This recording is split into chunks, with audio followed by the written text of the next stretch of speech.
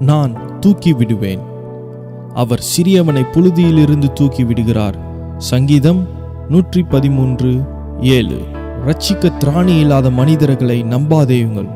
அவர்களுடைய ஆவி பிரிந்து மண்ணுக்கு திரும்புவார்கள். அவர்களின் யோசனைகள் அழிந்து போம். என்னை தன் துணையாக கொண்டிருந்து முழு நம்பிக்கையை வைக்கிறவன் பாக்கியவான். நான் வானத்தையும் பூமியையும் அனைத்தையும் உண்டாக்கினவர். ஒடுக்கப்பட்டவர்களுக்கு நியாயம் செய்து பசியாயிருக்கிறவர்களுக்கு ஆகாரம் கொடுத்து கட்டுண்டவர்களை விடுதலையாக்குகிறேன். குருடரின் கண்களை திறந்து மடங்கடிக்கப்பட்டவர்களை தூக்கி விடுகிறேன். நீதிமான்களை நான் சிநேகிக்கிறேன். திக்கற்ற பிள்ளையையும் விதவையையும் ஆதரிக்கிறேன்.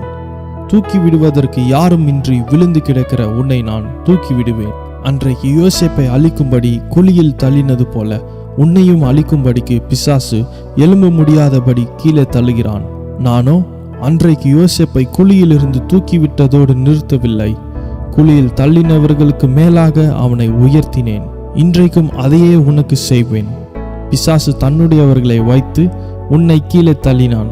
நானோ என்னுடைய பலத்த கரத்தினால் உன்னை இன்று மீண்டும் தூக்கி எடுத்து என் கரத்திற்குள் வைத்துக் கொள்வேன். இனி யாரும் உன்னை தள்ள முடியாதபடி என்னுடைய உன்னதத்தின் மறைவிலே உன்னை ஒளித்து வைத்து காப்பாற்றுவேன். ஜெபம். பரிசுத்த பிதாவே, நீர் என்னை தூக்கி விடுகிறதற்காய் உமக்கு நன்றி. ஆமேன்.